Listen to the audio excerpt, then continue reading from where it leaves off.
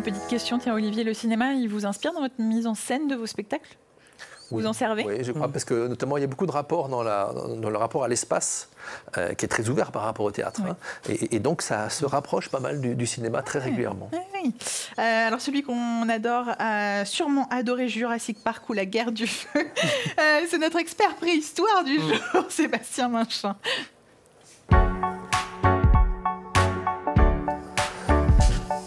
Bonjour Sébastien, je vous titille, je vous plaisante, directeur du Muséum de Bourges. Non mais parce que ce week-end vous allez venir nous parler de... On sera en peau de bête. Bon bah voilà, moi je vous titille, mais en fait vous y allez... Il est complètement dedans, il fonce dedans tout de suite. Week-end préhistoire au Muséum de Bourges, autour du Muséum de Bourges ce week-end, dans le cadre de la candidature de Bourges, capitale européenne de la culture. Qu'est-ce qui va se passer justement? Alors justement, on s'est dit qu'il était intéressant de parler de cette période, puisque c'est une période qui fascine énormément les enfants et les familles. Donc on a essayé, alors on n'est pas au niveau de Cléry, des collègues de Cléry, on démarre simplement, mais on a essayé justement de montrer les activités de recherche qui sont menées par les scientifiques sur ces périodes. Sur cette période de la préhistoire, et de montrer en fait les techniques qui sont utilisées ou qui ont pu être utilisées par nos ancêtres. Donc on va créer un espèce de village autour du muséum sur à peu près 2000 mètres carrés, dans lequel les visiteurs, les familles pourront se mettre accéder, en peau de bête aussi, non? Se mettre en peau de bête aussi. Si elles veulent, mais en tout cas ils pourront être amenés à découvrir justement les techniques de la préhistoire. Donc ça veut dire quoi? Fabriquer des outils, faire un peu de vannerie, des choses comme ça? Voilà, ils vont découvrir la taille du silex. On va leur montrer avec des professionnels justement le tannage, la vannerie. On va les faire participer à la construction d'une pirogue avec justement des outils de la préhistoire. Sympa. Donc on a un professionnel qui vient, il a récupéré un tronc et puis en fait au fur et à mesure des lieux où il va, il fait participer les visiteurs à la construction de cette pirogue. C'est un travail comme ça qui va se mener par exemple sur ce week-end. Une petite aventure collective encore une fois. Il y aura aussi une conférence, et pardon je la mentionne parce que je trouve ça génial, qui va être faite sur les idées reçues et les dernières découvertes relatives à cette période, parce qu'on a plein d'idées reçues complètement fausses sur cette période. Complètement.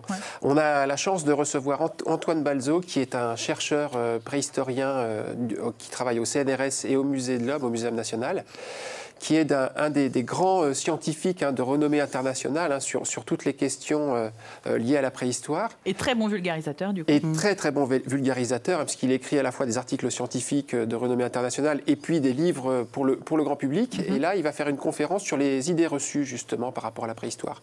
Et tout à l'heure, monsieur parlait justement de la place de la femme dans la résistance et ainsi de suite. Et là, par exemple, il va déconstruire justement cette idée. L'homme est forcément celui qui va chasser le mammouth, en effet. Et qui va chasser, et la femme, elle reste au coin du feu. Non, finalement, c'est pas aussi simple que ça, et les rôles pouvaient être inversés complètement. Donc c'est ce week-end, samedi et dimanche, les 2 jours. L'an dernier, vous aviez fait une après-midi, mais cette année, vous vous étendez sur 2 jours. Et je précise qu'il y a un tarif quand même de 5 € pour l'entrée, tarif réduit à 3 € sous condition gratuite pour les moins de 6 ans. Vous l'avez dit, ce sera un événement familial. Très familial. Très familial. Muséum-bourges.net si vous voulez prendre toutes les infos. Merci infiniment, Sébastien. Un peu de préhistoire, un peu de spectacle et de fête, on mélange bien fort. Et voici le petit jeu d'André.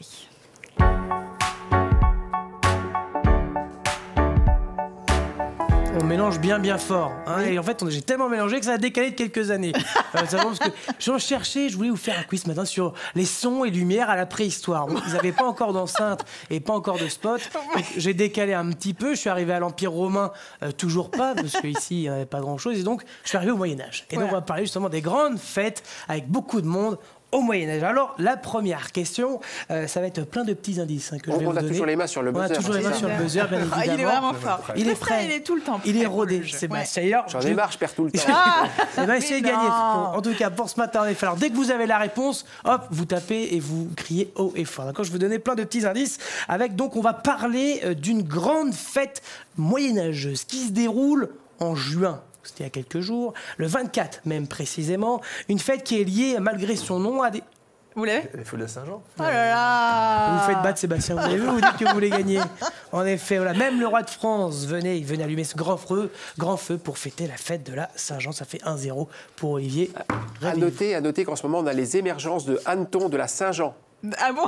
C'est quoi ça? C'est le hanneton, c'est un petit scarabée qui tourne actuellement sur tous les fruitiers, là. Donc c'est la même période. Et il est gentil ou il est méchant? Oui, et il s'appelle Jean. Mais vous n'aurez pas de points quand même, Sébastien. Voilà, c'était pas la question du hanneton, mais en tout cas bien tenté. Un demi-point. Ouais, Louise, vous êtes êtes gentil dur, que moi. vous. Moi, je suis dur. Hein. Deuxième question.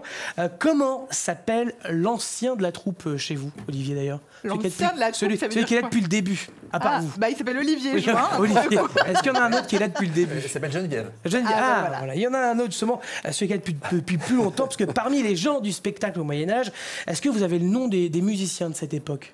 Les musiciens du Moyen-Âge. Il y a les troubadours, il y a les ménestrels aussi, mais l'un d'entre eux est arrivé avant. Qui de Geneviève ou Olivier? Qui des ménestrels ou des troubadours est arrivé avant dans l'histoire, selon vous? Ménestrel ou troubadour? Plouf, plouf. C'est pas le même moment. Ménestrel. Le plouf faut suivre la... Le plouf est bien tombé. Faut suivre la direction. Quand c'est au hasard, Héloïse a toujours raison. C'est bien les ménestrels, en fait. Parce qu'Héloïse a la réponse sous les yeux. Et en fait, j'essaie de pas la regarder, mais bon. Elle est juste là. En fait, les ménestrels étaient plus amateurs. Les troubadours, c'est un petit peu les ménestrels qui sont passés par le conservatoire. En gros, voilà, pour tout bien résumer. Enfin, toute dernière question de ce matin, c'est une question un peu plus pointue. Quand même, voilà, j'espère que vous êtes bien spécialisés de cette période. J'en appelle à vous deux, voilà, surtout en tant qu'experts de la fête et de l'histoire en général. Comment s'appelait la grande fête organisée par Clovis au château de Guédelon en l'an 800? Un indice, s'il vous plaît. Alors, est-ce que c'est le son et lumière de Jeanne d'Arc? Est-ce que c'est l'électropartie de François XII? Ou alors c'est d'aider les temps qu'on arrête de subir tes cuisses tous les matins, hein, parce que là, tu commences à dire n'importe quoi. Ça va être la 3. En effet, je me suis dit, on a tout mélangé, mais voilà, en tout cas, c'était une petite question bonus. Vous avez un point chacun. Bravo, il n'y avait pas du tout de... D'accord, ok. D'accord, ok. Les dates ne correspondent même pas. Ah oui, c'est ça, j'allais dire oui. Allons-y, j'essaie de piéger Sébastien ce matin. D'accord. Merci vraiment, André, on les adore. Vos quiz, ils vont nous manquer, évidemment.